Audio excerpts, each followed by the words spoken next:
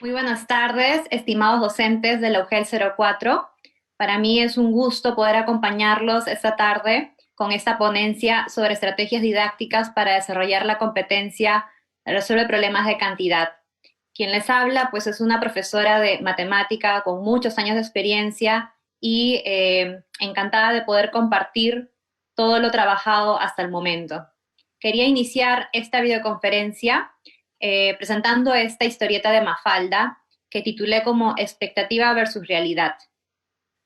En la primera imagen podemos observar a la profesora diciendo, mi mamá me mima, mi mamá me ama. Mafalda se acerca a la profesora, le da la mano y le dice, la felicito señorita, veo que tiene usted una mamá excelente. Mafalda regresa a su sitio y le dice, ahora por favor enséñenos cosas realmente importantes. Yo creo que el mensaje de esta historieta es bastante explícito para nosotros los docentes. ¿Qué tanto están conectadas las cosas que enseñamos en el aula con lo que realmente el estudiante aplica en el día a día?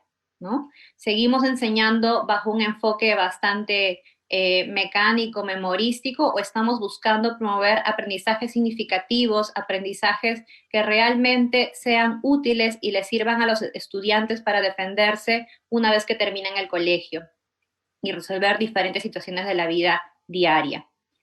Pues bien, justamente esta videoconferencia es para hablar sobre estrategias didácticas que nos permitan promover aprendizajes significativos, aprendizajes constructivistas en las aulas, ¿no? En esta área de matemática.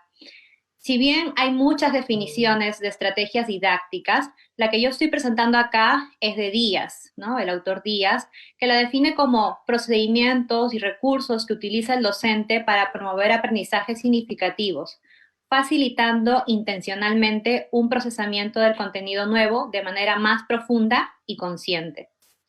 Entonces, me gustaría iniciar esta parte recogiendo un poco sus experiencias. Soporte técnico les va a colocar un link en el chat de Facebook para que ustedes ingresen a ese link y puedan responder a esta pregunta, ¿sí? Lo único que tienen que hacer es hacer un clic en ese enlace y los va a llevar a esta página de Jamboard. Van a observar que hay una pregunta en el medio que dice, ¿qué estrategias didácticas sueles usar para enseñar la competencia de resolver problemas de cantidad? Para que ustedes puedan escribir la respuesta en este Jamboard, lo que tienen que hacer es ir a la mano izquierda y hacer clic en este dibujo que hice como una nota adhesiva, como un post-it.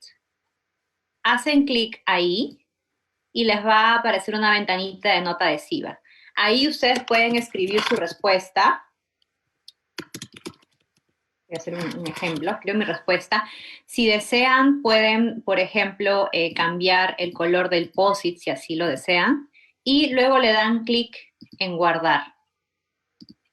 Y automáticamente van a aparecer las respuestas de todos. Entonces, por favor, los invito a ingresar al enlace que han colocado soporte técnico que me está apoyando en esta videoconferencia. Ya puedo observar que hay algunos que están conectados, bueno, varios profesores que ya están conectados, y los invito pues ahora, por favor, a escribir su respuesta siguiendo los pasos que les he indicado.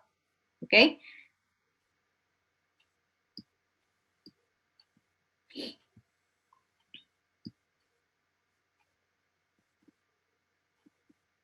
Repito nuevamente, para los que ya ingresaron, lo que tienen que hacer es hacer clic acá en la nota adhesiva y escriben su respuesta y le dan clic en guardar.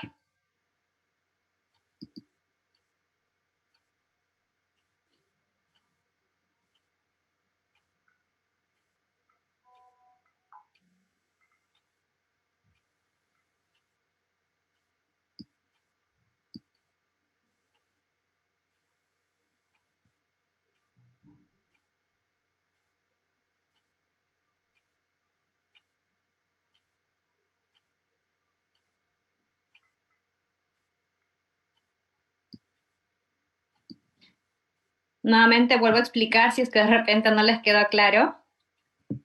Ahí está, muy bien, ya tenemos una respuesta. Repito nuevamente, hacen clic en donde dice nota adhesiva y ahí escriben su respuesta y luego le dan clic en guardar, nada más. Ok, acá tenemos una respuesta, acá tenemos otra. Ensayo y error, estrategias heurísticas, estrategias heurísticas.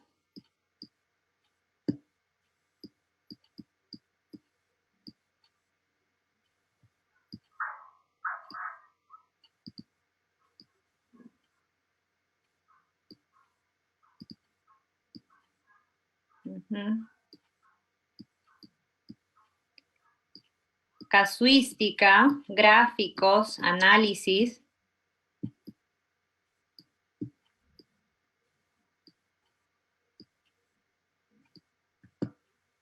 juegos. Muy bien, profesores. Voy a dar lectura a algunas respuestas que ya están colocando. Hay un grupo de profesores que aplican estrategias heurísticas. Hay otro grupo de profesores que aplican juegos, juegos matemáticos, juegos con materiales concretos. Por aquí hablan de estrategias de POLIA, me imagino estrategias para resolver problemas. Recojo de saberes previos, casuística, ¿no? Trabajo con casos, gráficos, análisis lúdico, nuevamente con juegos. El trabajo colaborativo, lluvia de ideas, que es como recoger saberes previos, ¿no? Va con este de acá. Ensayo y error, lecturas de gráficos, uso de gráficos, experiencias vivenciales, problemas contextualizados, el ABP, ¿no? Aprendizaje basado en problemas, situaciones vivenciales, situaciones de contexto de estudiantes, gráficos y esquemas, en fin. Me da gusto saber de que están aplicando una variedad de estrategias, eso es muy bueno, porque se trata de promover y desarrollar diferentes habilidades también con los estudiantes. Bueno, yo los invito a utilizar esta herramienta que se llama Jamboard con sus estudiantes, porque como pueden ver es una herramienta que permite recoger opiniones, experiencias previas, saberes previos con los estudiantes. Si ustedes quieren elaborar un Jamboard, es bien fácil, ¿no? Lo único que tienen que hacer es ingresar a su cuenta de Gmail, necesitan una cuenta de correo Gmail, y aquí en la mano derecha, en la parte superior, hay 9 puntitos. Hacen clic ahí y buscan la herramienta Jamboard, que es esta de acá. Una vez que hacen clic ahí, van a entrar a la página de Jamboard.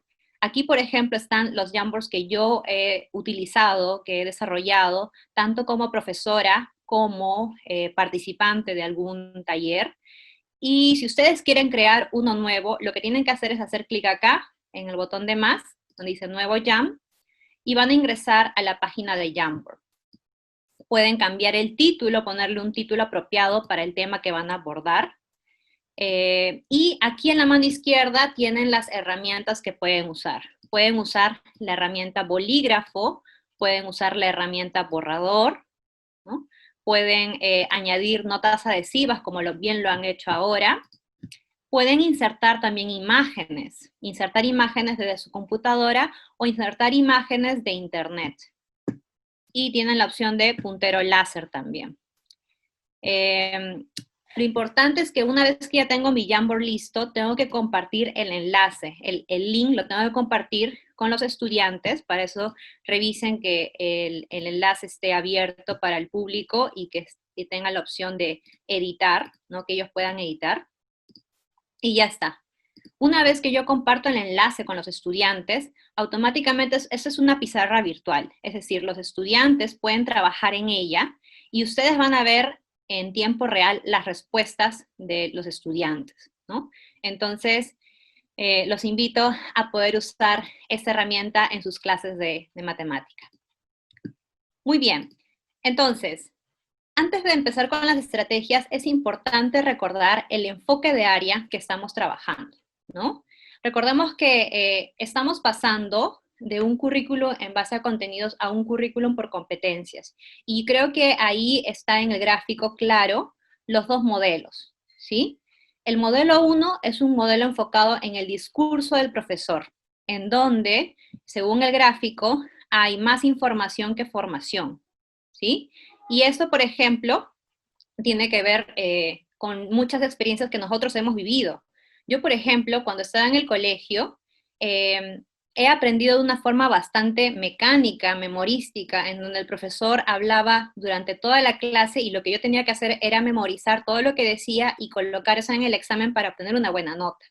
Y lo que se busca ahora es más bien trabajar la exploración del alumno y no tanto que el profesor dé su discurso, sino que el estudiante pruebe, investigue, explore y llegue a descubrir propiedades, a descubrir teoremas, a descubrir patrones, ¿no?, de la matemática. En este caso, el modelo es más formativo que informativo. Esta imagen la he sacado de Masami Soda y Raimundo Olfos. Entonces, ¿qué entendemos por problema? Un verdadero problema es aquel que pone al alumno en una situación nueva, ¿sí? Ante la cual no dispone de procedimientos inmediatos para su resolución. Recordemos que estamos trabajando bajo un enfoque de resolución de problemas. Y un verdadero problema es aquel que el estudiante nunca antes ha visto, pero que tiene las herramientas necesarias para poder resolverlo. Este problema entonces se define en su relación, en cuanto a su relación con el estudiante, ¿no?, o el sujeto que lo enfrenta, y no en cuanto a sus propiedades intrínsecas. Entonces, por ejemplo, un problema puede ser un ejercicio para un alumno de un curso superior, y de hecho un enunciado que fue un problema para un alumno deja de serlo una vez que lo resuelve. El problema, por naturaleza, es abierto, ¿sí? Entonces, si yo en clase presento un problema y lo resuelvo con los estudiantes y luego le planteo otro al estudiante, otro problema parecido, cambiándole los números o cambiándole el contexto, en verdad no es un verdadero problema, porque lo que va a hacer el estudiante simplemente es repetir los mismos procedimientos que aplicó con el docente.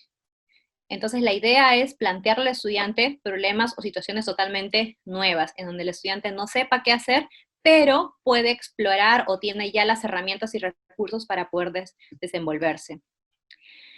Es importante también desterrar ciertos mitos en cuanto a la resolución de problemas.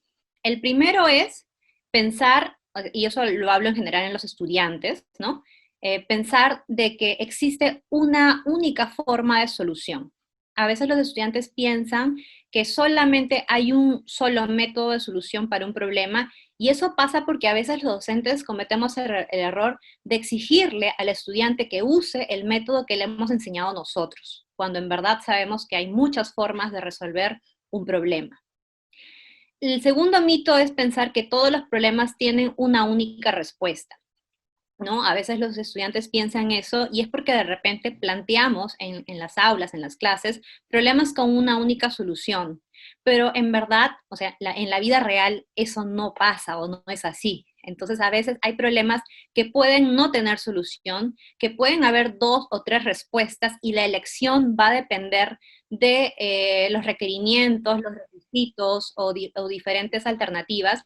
E incluso cuando yo promuevo de que hayan diferentes respuestas y que el estudiante tenga que escoger una, estoy desarrollando, por ejemplo, la capacidad de razonar y argumentar, ¿no? La capacidad de discernir, de poder escoger qué condición o qué respuesta me conviene en función a qué requisitos. Entonces, vean también las ventajas de poder promover diferentes tipos de problemas o incluso problemas en donde hayan infinitas respuestas. Tratemos de, en lo posible, también plantear ese tipo de ejercicios. Debemos trabajar la resolución de problemas por sobre la creación de problemas, ¿no? Es otro mito que solemos pensar. Trabajamos mucho la resolución de problemas en el aula y nos olvidamos de lo importante que es crear sus propios problemas. Eso, por ejemplo, lo podemos recoger en las evidencias de las evaluaciones censales. Los estudiantes en segundo de secundaria tienden a tener un mejor resultado en la resolución de problemas que en la creación de problemas. Y una de las posibles causas es porque en verdad en las aulas no se dan esos espacios para que el estudiante cree su propio problema. ¿Por qué no plantearle datos y pedirle que con esos datos cree una pregunta, plantee una pregunta que se pueda resolver con esos datos, ¿no? Y por último, pensar en el error como algo negativo, ¿no? El error lamentablemente tiene una connotación bastante negativa en los estudiantes y a veces también en los docentes, ¿no? A los estudiantes no les gusta equivocarse, piensan que está mal equivocarse, y eso hace que también, por ejemplo, tengan cierta resistencia a la retroalimentación que le pueda dar el docente. Entonces tenemos que tratar de cambiar ese chip, cambiar ese enfoque y hacerles entender a los estudiantes que el error es una forma de aprender y que no es algo negativo. Entonces, vamos con las estrategias. La primera estrategia es permitir que los estudiantes exploren diferentes vías de solución. Una forma de hacer esto es como ustedes han mencionado, hay creo que 3 profesores que mencionaron en el Jamboard, el uso de estrategias heurísticas, ¿no? Que probablemente ya lo deben haber leído o escuchado, ¿no? En el currículum. Aquí hay una lista de estrategias heurísticas y entendemos como pasos, ¿no? Reglas generales que nos permiten o nos conducen a la solución de un problema. Y, por ejemplo, de las que yo he utilizado en el aula, ¿no? Últimamente está el ensayo y error, hacer representaciones, esquemas, diagramas, por ejemplo, trabajar fracciones con diagramas o representaciones gráficas es bastante, muy útil, ¿no? Ayuda a que el estudiante comprenda mejor las operaciones con fracciones.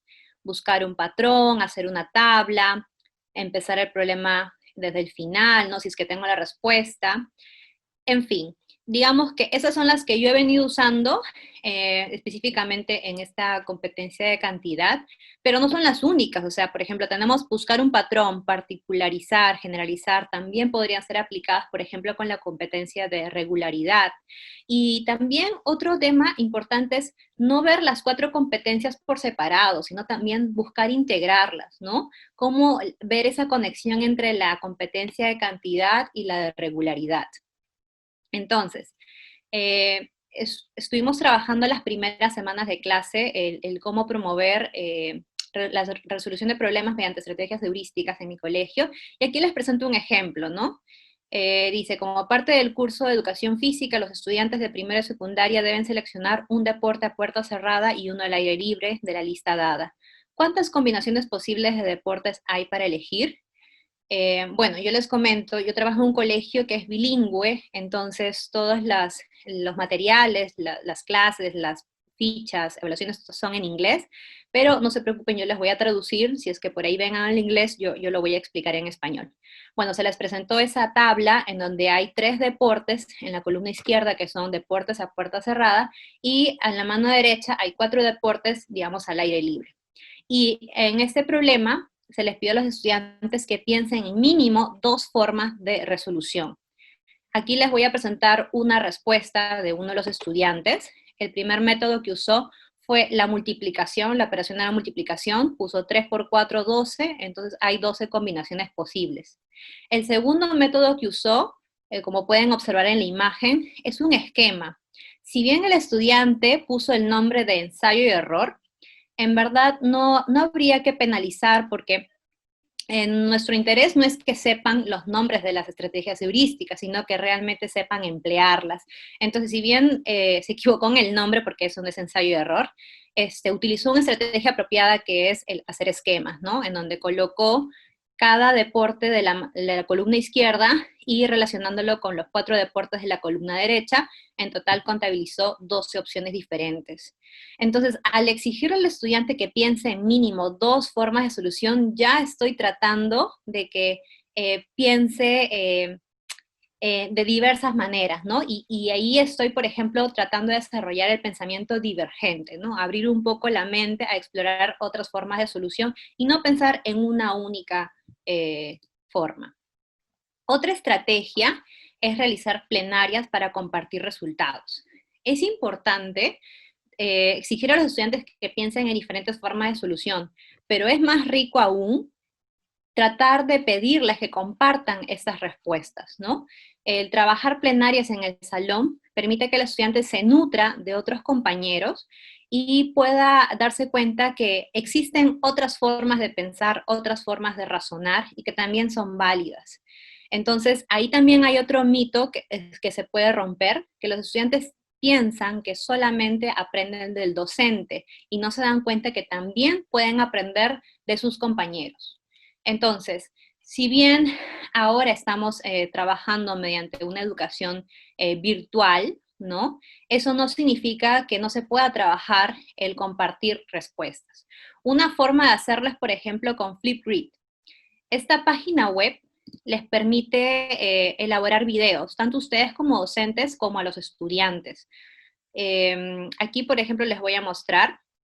Este es una actividad que realicé, 5 métodos para resolver problemas, y aquí pueden ver las respuestas de los estudiantes. Cada cajita es una respuesta.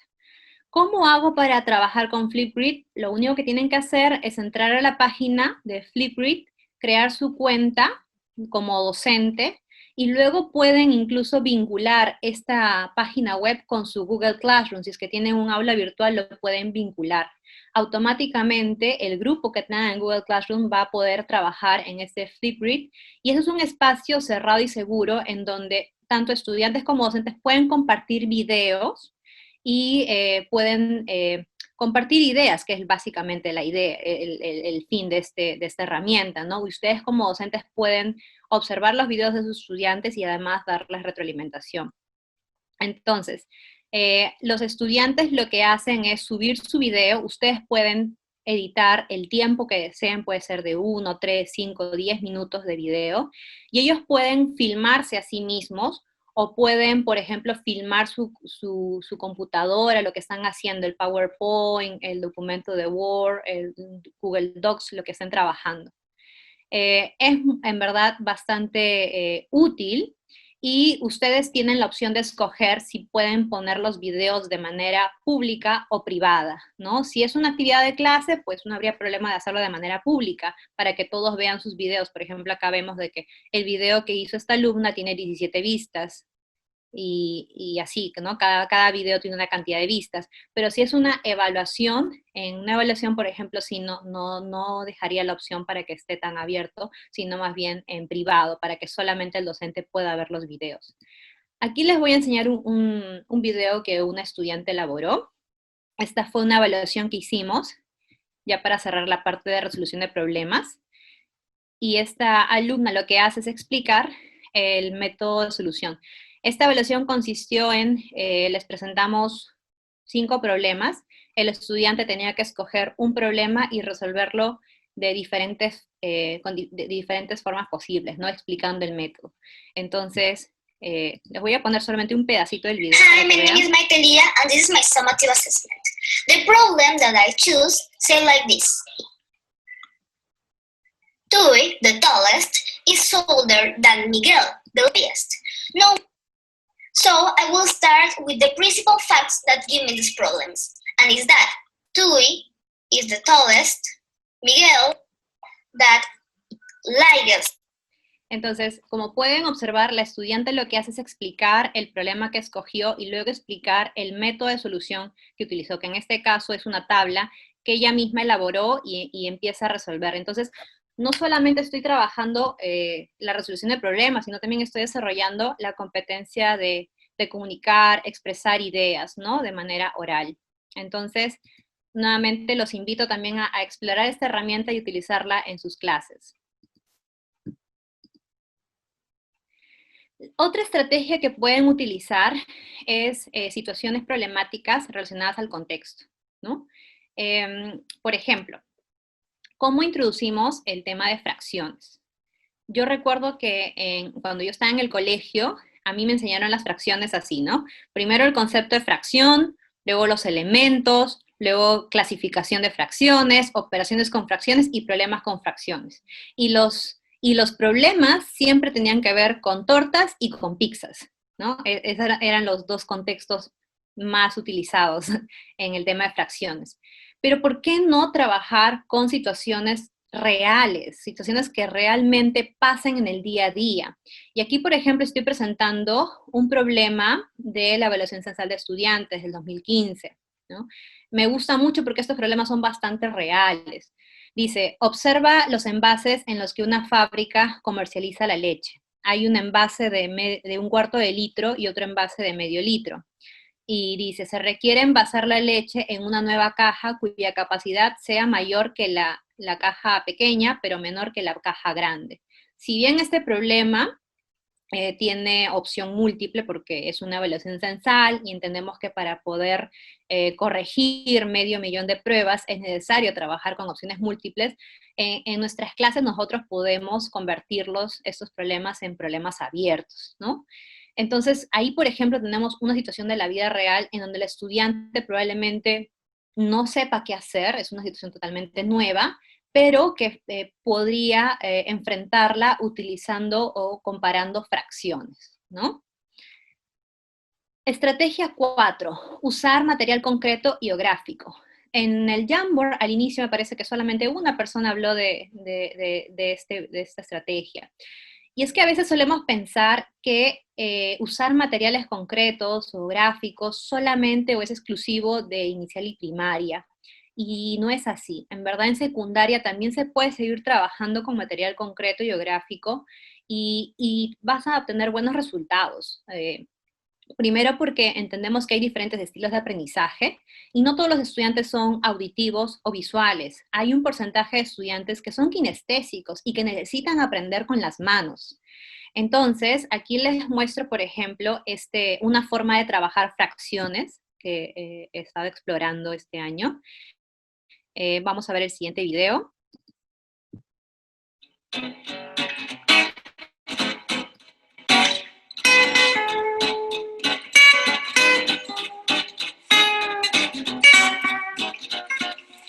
Hola Diego. Hola. Con estos dos círculos vamos a aprender varios temas sobre fracciones.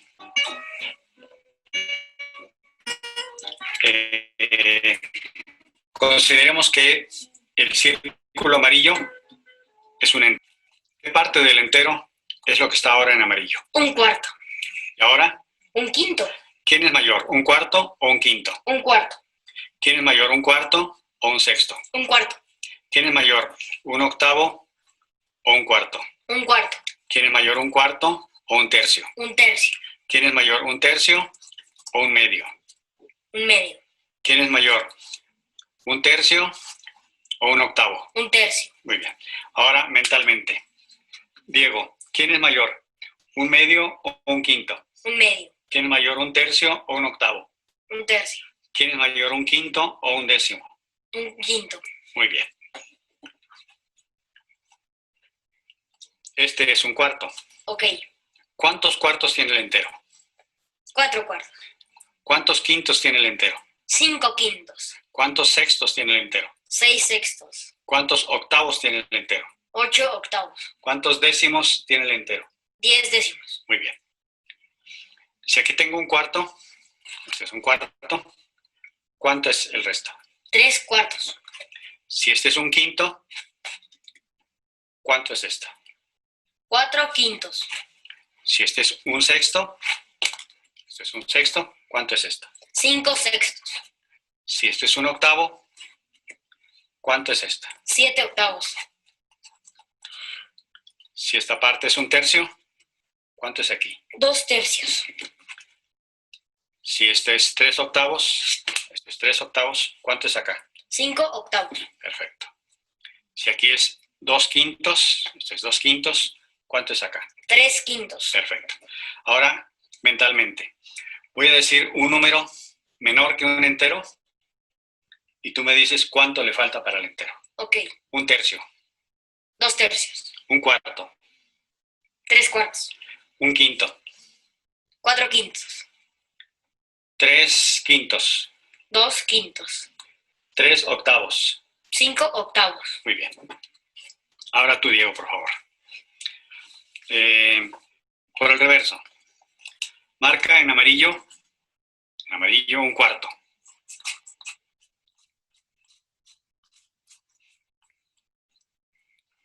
¿Cómo sabemos si está bien? Al reverso tiene que decir 3 cuartos. A ver, volteamos. Perfecto. Muy bien. Ahora marca en amarillo un tercio. Aproximadamente. ¿Debe estar al reverso? 2 tercios. Volteamos. Perfecto. Ahora en amarillo marca un octavo. ¿Qué debe aparecer al reverso? 7 octavos. Perfecto. Volteamos. Muy bien. 7 octavos. Eso es. Ahora otra serie. parte está en amarillo ahora? Un medio. ¿Cuál es la mitad de un medio? Un cuarto. ¿La mitad de un cuarto? Un octavo. ¿Y la mitad de un octavo? Un 16avo. Aproximadamente aquí. ¿Y la mitad de un 16avo? Un 32avo. Muy bien. ¿Y ahora la mitad de un quinto? Un décimo. ¿Y la mitad de un tercio? Un sexto. ¿Y la mitad de un décimo? Un veinteavo. Perfecto. Tengo aquí un octavo. Ok. ¿Cuál es el doble de un octavo? Un cuarto. ¿Y el doble de un cuarto? Un medio. ¿Y el doble de un medio? Un entero. Un entero. Y se zafan los círculos. Lo vuelvo a armar. A propósito, lo armo mal. Tener cuidado que si está así, está mal armado. Aquí dice 3/4 y esto es un cuarto. Entonces, cuando se usa con los niños en todo el salón de clases, tener cuidado que todos lo tengan bien armado. Si dice, por ejemplo, un cuarto aquí, verificar que efectivamente esta sección sea un cuarto. El paquete para el maestro. Muy bien, si bien este material puede tener un costo, ¿no? Uno lo puede conseguir a lo mejor. Yo siempre he preferido elaborar mis propios materiales, así que simplemente dibujé 2 círculos y se realicé el corte y luego repetir la misma actividad. Fíjense que con un solo material se puede trabajar infinidad de temas relacionados a fracciones, tanto como comparación de fracciones, estimación de fracciones, operaciones con fracciones, ¿no? Y es bastante útil. Otra forma, por ejemplo, es utilizando representaciones gráficas, ¿no? Por ejemplo, ¿cómo enseñamos a multiplicar decimales? Yo recuerdo que en mi colegio me enseñaron a multiplicar 3 por 4, 12, y luego cuento un decimal, otro decimal, entonces la respuesta debe tener 2 cifras decimales. Pero, por ejemplo, o sea, nunca entendí por qué tenía que hacer eso. Simplemente me dijeron que lo haga así y así lo hice. ¿Por qué no trabajar representaciones gráficas para desarrollar ese tipo de operaciones, ¿no? Por ejemplo, 0,3 es 30 centésimos. Entonces, represento 30 centésimos. Para esto hay que dar a los estudiantes una hoja con cuadrículas, ¿no? Y en cada cuadrado dividido en 100 partes iguales. Se le pide al estudiante que coloree 0,3 en columnas, y el otro número que lo represente en filas, ¿no? 0,4 sería 40 centésimos. Ya está pintado acá 3 décimos o 30 centésimos, 4 décimos o 40 centésimos. Y luego se le pide que cruce estas dos representaciones y se le pregunta en qué parte coinciden. Podemos observar que coinciden en la región que está coloreada de azul, que son 12 cuadraditos.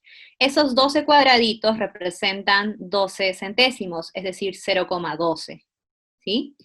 Luego se les indica, ¿no?, que 0,3 por 0,4 es 0,12, y así se les puede pedir que hagan diferentes ejercicios, y una vez que hayan explorado diferentes ejercicios, se les puede invitar a elaborar conclusiones, es decir, ¿qué relación hay entre los factores que estamos multiplicando en los decimales y el resultado, ¿no?, el producto?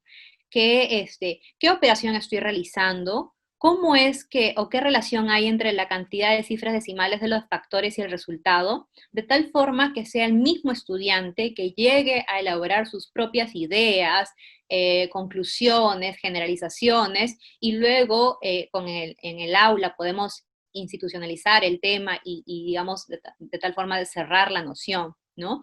Y esto es mejor a que decirle, tienes que hacer esto, esto, esto, pero sin ningún porqué, ¿no? Otra forma, por ejemplo, es para trabajar los números enteros. A mí me gusta mucho trabajar números enteros con las cargas. ¿Cómo se trabaja con las cargas? Eso puede ser tanto con material concreto, si es que estuviéramos en el aula de clases, o puede ser con material gráfico, ¿no? Ahora que estamos en las clases virtuales. Entonces, una carga positiva la voy a representar con una ficha azul y una carga negativa con una ficha roja. En verdad los colores no interesan, pero es un poco para representar ambas cargas, ¿no? Positiva y negativa. ¿Qué sucede si tengo 2 cargas positivas? ¿Cuánto es el resultado? Obviamente, en este caso, si tengo más 1 y más 1, el resultado sería más 2. ¿Qué pasa si tengo dos cargas negativas? ¿Cuánto es el resultado? Tengo menos 1, el resultado sería menos 2. ¿Qué pasa si tengo una carga positiva y una carga negativa? ¿Cuánto es el resultado? Como tengo una positiva y una negativa, se anulan y esto me da 0. Una vez que ya tengo estas tres ideas claras, ya le puedo plantear al estudiante diferentes ejercicios o operaciones con números negativos para que resuelvan utilizando las cargas. Por ejemplo, 5 más menos 7. Entonces representamos 5 cargas positivas y 7 cargas negativas. Entendiendo que las parejas de cargas positivas y negativas se anulan, ¿no? Porque tengo más 1 menos 1. En este caso se van a anular 5 parejas y me van a quedar solamente 2 cargas negativas. Por lo tanto, 5 más menos 7 es menos 2. ¿Sí? Se le puede plantear varios ejercicios hasta que el estudiante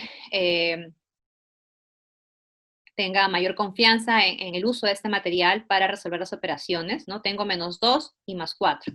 Represento menos 2, 2 cargas negativas y 4 cargas positivas.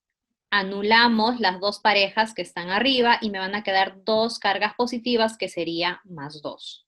Y así puedo trabajar con este material que luego va a facilitar mucho la comprensión del estudiante de cómo llegar al resultado cuando estoy sumando números negativos. Estrategia 5, fomentar el trabajo colaborativo, que por ahí también lo mencionaron al inicio en el Jamboard. Vamos a continuar con el tema de números enteros. Asumimos que ya hemos trabajado varios ejercicios de cómo usar este material de las cargas para resolver sumas con números negativos, y entonces se les puede plantear una ficha de trabajo para que la resuelvan de manera grupal o en parejas, ¿sí? Ahora, por ejemplo, que estamos en una educación virtual, podemos usar los documentos de Google Drive, por ejemplo, Google Docs, Google Slide, Google Sheet, Google Form, para que los estudiantes trabajen de manera colaborativa. Es decir, ellos pueden trabajar con el mismo documento, simplemente compartiéndolo, y pueden trabajar de manera conjunta para llegar a las respuestas. En este caso, en esta ficha, bueno, acá indica lo mismo que se explicó, que el color azul, la ficha azul representa una carga positiva, el color rojo representa una carga negativa, y luego se le plantea diferentes ejercicios para que resuelvan usando las cargas. El primero está dado como ejemplo, ¿no? 2 más 3 serían 2 cargas positivas, más 3 cargas positivas me da 5. Y ellos tienen solamente que copiar y pegar las fichas que están acá, representarlas aquí, y luego colocar el resultado. Una vez que ya han resuelto estos casos, vienen dos preguntas. La primera es, ¿hay algún patrón que observes en la tabla? Entonces, por ejemplo, me ha pasado que mis estudiantes identifican los 4 primeros casos, estamos operando números con signos iguales, ¿no? Positivos o negativos. Ese es un primer patrón que identifican. En cambio, en los 4 últimos casos trabajamos con números que tienen signos diferentes. Otro patrón que identifican es de que, ¿qué sucede cuando tengo números con signos iguales? Lo que están haciendo es sumar. Y cuando tengo números con signos diferentes, la operación que realizan es la resta. Entonces, fíjense que todo esto parte a partir de los ejemplos, ejercicios que ellos resuelven, y no porque yo como profesora les indico, ya, para operar números enteros, esa es la regla, ¿no? Sino que ellos mismos lo descubren a través de los diferentes casos que resuelven. Y luego se le pregunta, ¿cómo puedes resolver la operación sin usar el material? Porque esa es la idea finalmente. El material concreto, el material gráfico, solamente son un soporte para favorecer la comprensión de la noción matemática, pero eso no significa que van a quedarse con ese material hasta el final. La idea es que luego puedan desarrollar la abstracción. Me imagino que de repente han escuchado un poco sobre el método Singapur, que lo que propone es eso, trabajar con material concreto, luego pasar a la representación gráfica, pero finalmente poder trabajar o desarrollar la abstracción en el estudiante, que ya no necesite el material concreto o gráfico para llegar a la respuesta. Y justamente esa es la idea, que luego pueda operar lo que está en la izquierda y llegar a la respuesta de la derecha. Obviamente, esto es mucho mejor cuando ellos mismos llegan a concluir esas ideas a que yo se las diga como profesor, esto es lo que tienes que hacer. Ahora que estamos trabajando en una educación virtual, hay plataformas que nos permiten trabajar o desarrollar el trabajo colaborativo. Por ejemplo, Zoom, que es una plataforma para hacer videoconferencias, permite desarrollar grupos de trabajos durante una videoconferencia, durante una clase. Entonces, ustedes como profesores pueden, en el momento que consideren necesario, distribuir el salón en grupos, ya sea de forma automática que Zoom escoja al azar, o ustedes pueden escoger los grupos de manera manual, armar los grupos si es que los quieren hacer, por ejemplo, heterogéneos, y pedirles que desarrollen una actividad, ¿no? Dándoles un tiempo específico, una tarea clara, y incluso ustedes como docentes pueden ingresar a esas salas de pequeños grupos y observar el trabajo que están haciendo los estudiantes. En verdad a ellos les gusta mucho el trabajo colaborativo. Trabajando de forma virtual, por ejemplo, como lo estamos haciendo ahora, existen diferentes páginas web que nos permiten representar el uso de estos materiales concretos, ¿no? Hay muchas, este es un ejemplo de la que yo he estado usando, ¿sí? Ya que como no tengo a mis estudiantes en el aula para poder trabajar esta idea de las cargas positivas y negativas, es una página web que les di para que exploren el trabajo. Un poco es una simulación de lo que podríamos haber hecho en el aula. Aquí está la operación, dice 6 más 4, entonces aquí están los 6 positivos y me faltan 4 positivos, 4 cargas positivas más. Una vez que ya tengo el resultado, esto es 10. Pongo siguiente, se plantea otra operación, 2 cargas positivas con una positiva. Esto me da 3, ¿no? Siguiente, tengo 5 cargas negativas con 4 positivas. Represento las 4 cargas positivas y luego tengo que operar. Recordemos que una carga positiva con una negativa se anulan. Efectivamente, si yo las junto, se anulan.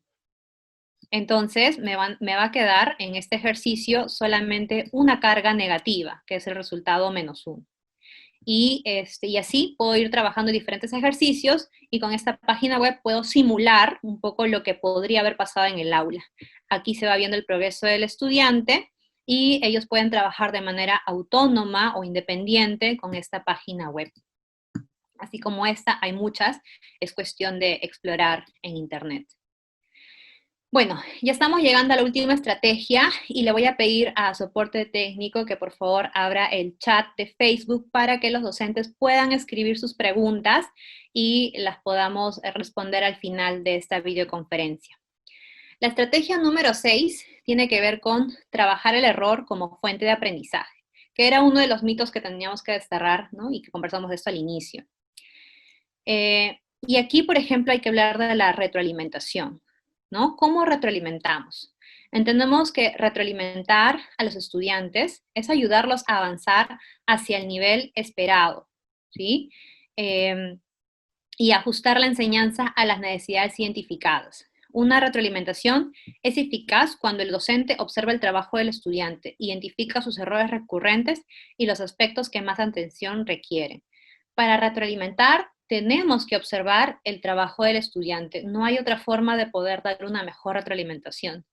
Y aquí tenemos que un poco entender qué es lo que está pensando la cabecita del estudiante, ¿no? Identificar si esos errores son particulares, individuales, o son errores colectivos que vale la pena de repente dar una retroalimentación general al grupo o individualizada. ¿Qué preguntas podemos plantearnos al momento de retroalimentar? ¿Cuál es el error principal? ¿Cuál es la razón probable para cometer ese error? ¿Qué necesita saber el estudiante para no volver a cometer ese error? ¿Cómo puedo guiar al estudiante para que evite el error en un futuro? ¿Cómo pueden aprender los estudiantes de este error? Hay que identificar el tipo de error que está cometiendo. ¿Es un error de procedimiento? ¿Es un error conceptual? ¿No? Si es un error conceptual, es importante chequear al inicio, ¿no? ¿Qué nociones traen los estudiantes de los años previos. A veces pasa que en primaria identificamos que de repente alguna noción no quedó clara, ya sea porque el estudiante no lo aprendió correctamente o quizás de repente el profesor no lo enseñó de manera correcta. Es importante identificar esos vacíos o errores conceptuales para poder corregirlos, porque si no lo hacemos, el estudiante va a arrastrar ese error durante toda la secundaria, ¿sí? Y además, es importante también aquí trabajar, esto que seguro lo deben haber escuchado, el hecho de desaprender para volver a aprender. Eso cuesta muchísimo a los estudiantes, porque ellos ya vienen con ideas fijas, pero mi profesor, mi profesora me enseñó que era así. Entonces cuesta mucho cambiar ese chip. Voy a plantearles aquí un ejemplo de un problema y una solución de un estudiante. Eso también es tomado del Ministerio de Educación. En la banda de música de la escuela hay 30 estudiantes, de los cuales 2/5 tocan tambor. ¿Cuántos estudiantes tocan tambor? Un estudiante realizó el siguiente procedimiento incorrecto. Puso 30 entre 2 igual 15. Y su respuesta fue 15 estudiantes tocan tambor. Aquí les voy a presentar dos tipos de retroalimentación, una inadecuada y una sugerida. Primero la inadecuada, ¿no? Decirle al estudiante que en situaciones como esta, siempre el numerador multiplica la cantidad obteniendo un producto que luego se divide entre el denominador para dar como respuesta. 2 por 30 entre 5 igual 12, ¿no? Debemos evitar decirle al estudiante lo que tiene que hacer, porque si nosotros caemos, y a veces nos pasa porque de repente por temas de tiempo, ¿no? De repente no estamos esperando el ritmo del estudiante para que llegue solito la respuesta. Si nosotros le decimos lo que tiene que hacer, en el fondo no está aprendiendo y lo que el estudiante va a hacer es repetir lo que le hemos dicho, nada más. Un procedimiento sugerido sería, por ejemplo, preguntarle, ¿cuántos estudiantes hay en la banda de música? Entonces el estudiante tiene que regresar al problema e identificar ese dato, ¿no? Hay 30. ¿Podrías representar los estudiantes de la banda? De repente lo hace de manera gráfica, dibujando circulitos, etc. ¿Cuál representa la unidad a la que debe aplicarse la fracción dada? ¿Un estudiante o los 30 estudiantes? Entonces, con estas preguntas, yo estoy orientando para que el estudiante llegue a la respuesta, para que él identifique el error o identifique cuál es la respuesta correcta. Fíjense que no le estoy diciendo lo que tiene que hacer, le estoy planteando preguntas para que él mismo piense y reflexione sobre esto. Otro ejemplo, ¿no? Procedimiento inadecuado. Proponer situaciones similares, sustituyendo los valores para poner en juego su aprendizaje. Al verificar que resuelve ese tipo de problemas, dar por hecho y afirmar que logró el aprendizaje, ¿no? Y nuevamente regresamos al inicio de la videoconferencia. Si yo planteo ejercicios o problemas similares, no le estoy planteando problemas reales al estudiante. Y lo que voy a tener es una falsa sensación de que el estudiante ha entendido, porque lo único que va a hacer probablemente es repetir el procedimiento que el profesor le indicó. Entonces, eso, digamos, no nos asegura que realmente el estudiante ha entendido. Debemos plantear las situaciones nuevas. Procedimiento sugerido. A partir de la respuesta se puede definir si la dificultad está o no en la identificación de la unidad a la que se aplicará la fracción, cuando se trabaja con cantidades discretas. También convendría preguntar qué representa cada elemento de la fracción 2/5. Según la respuesta se puede determinar si tiene dificultad o no en la interpretación de la fracción. Fíjense que aquí estamos analizando la causa del error, ¿no? ¿A qué se debe esta dificultad? ¿El estudiante está identificando la unidad o no? De repente el problema es dificultades para trabajar con cantidades discretas. Quizás en el aula estamos trabajando más ejercicios y problemas con cantidades continuas. Hay muchas preguntas que se nos puede venir a la mente a partir de este problema. ¿Qué herramientas pueden usar para la retroalimentación, ya que estamos ahorita en una enseñanza virtualizada, ¿no? Una de estas es Kami. Kami es una herramienta que te permite evaluar, te permite retroalimentar al estudiante. Para eso, les voy a mostrar aquí un ejemplo. Esta fue una evaluación que tomé a un grupo de estudiantes de bachillerato. Y a mí, por ejemplo, lo que más me costó de la educación virtual fue el hecho de de tener que corregir pruebas. Entonces, en verdad, destinaba mucho tiempo corrigiendo los documentos de Word, en diferentes opciones, porque no había cómo calificar como uno normalmente lo hace a mano, ¿no? Entonces exploré y encontré esta herramienta que me fue muy útil. Bueno, primero que las evaluaciones en mi colegio son con nota del 1 al 7, ¿no? Un poco para contextualizar. Entonces, los estudiantes trabajan en un PDF y con Kami yo puedo corregir sobre la misma evaluación y puedo, por ejemplo, añadir comentarios, ¿no? Comentarios como ese de acá, o puedo añadir también audios. Entonces me pareció súper útil porque ahorraba más tiempo en corregir y podía dar una mejor retroalimentación a mis estudiantes. Ese es un ejemplo, ¿no? Cómo puedes escribir comentarios, corregir, calificar. Y aquí tengo otro ejemplo para mostrarles cómo es el tema del audio. Es bien fácil de usar esta herramienta y también se puede vincular con el Google Classroom, si es que tienen algún grupo creado, ¿sí? Aquí, por ejemplo, ese es un audio. Ahora, Tomás, ojo que en esta parte podrías haber colocado de frente la respuesta sin mostrar el procedimiento. Como este grupo está en bachillerato y ya está preparándose para dar las pruebas, la prueba de ingreso para las universidades, tienen pruebas con calculadora y sin calculadora. Entonces, como tienen un tiempo determinado para dar una prueba con varias preguntas, en el caso de cuando resuelven una prueba con calculadora no necesitan colocar todo el procedimiento. Entonces, bueno, esa era un poco la indicación que le estaba dando al estudiante. ¿Cómo hacen para trabajar con Kami? Pues bien fácil. Ingresan nuevamente a su Gmail y buscan acá en las aplicaciones. Si es que no la tienen acá, pueden buscar más aplicaciones en la tiendita de Google. Y escriben Kami, es una aplicación que tienen que instalar. Escriben Kami y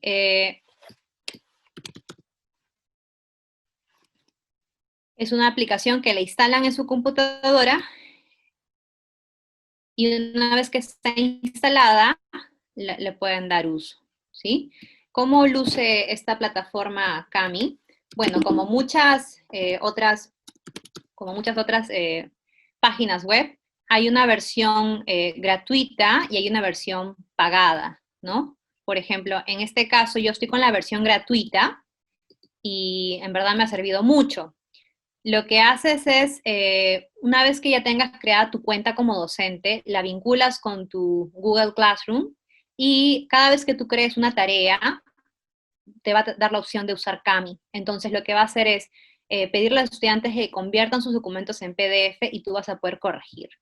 Aquí tienes las opciones de herramientas, puedes escribir comentarios, la opción de audio, en mi caso ya está bloqueada porque como ya la he venido usando varios meses de manera gratuita, te dan un tiempo, ¿no? Puedes, por ejemplo, escribir, dibujar figuras, borrar, y en fin, una serie de herramientas que en verdad facilitan mucho el tema de la evaluación y retroalimentación a los estudiantes. Y bueno, la última herramienta es Khan Academy, ¿no? Esta herramienta es muy útil para trabajar la evaluación formativa ahora que estamos en este contexto de educación virtual. ¿Por qué? Porque a veces pasa que, bueno, los estudiantes tienen diferentes ritmos, quizás algunos tienen más dificultades que otros al momento de aprender un nuevo tema.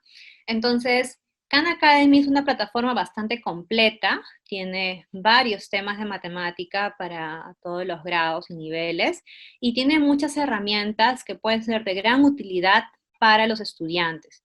Por ejemplo, en ese tema de números negativos, aquí pueden ver videos, los videos son bastante claros y da la impresión que fueran elaborados por docentes.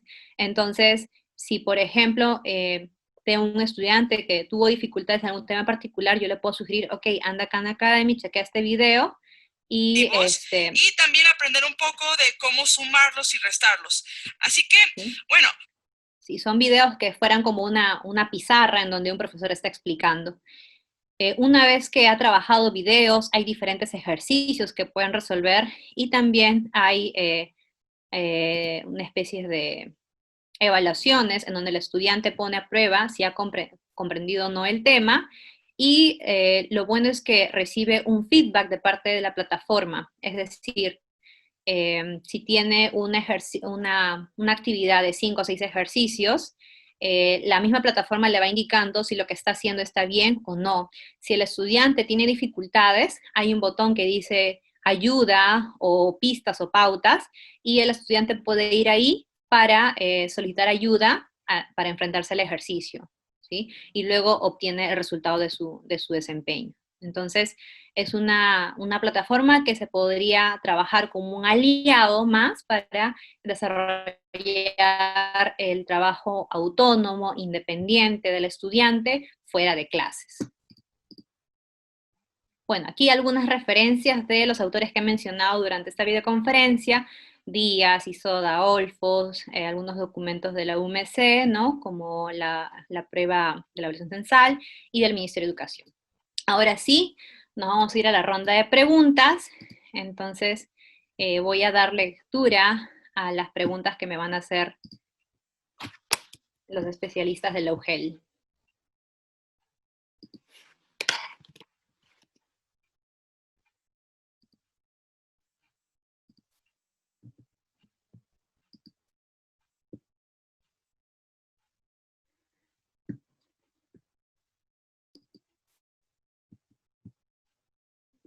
Ok, a ver, aquí algunas preguntas.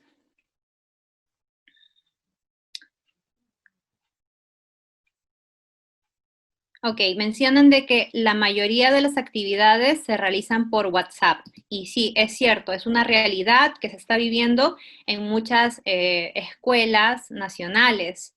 Entonces, en ese caso, por ejemplo, no vean como una limitación, más bien yo les aconsejo ingresar al canal de YouTube de Apinema. Tenemos un canal de YouTube y tenemos ahí unos 9 videos de 9 videoconferencias que hemos realizado para los docentes, y uno de los videos que elaboramos es sobre cómo usar el WhatsApp como aula virtual. Yo les aconsejo ingresar a ese video, chequearlo. Hay muchas herramientas que pueden explorar y explotar usando el WhatsApp como aula virtual. Ok. Otra pregunta es,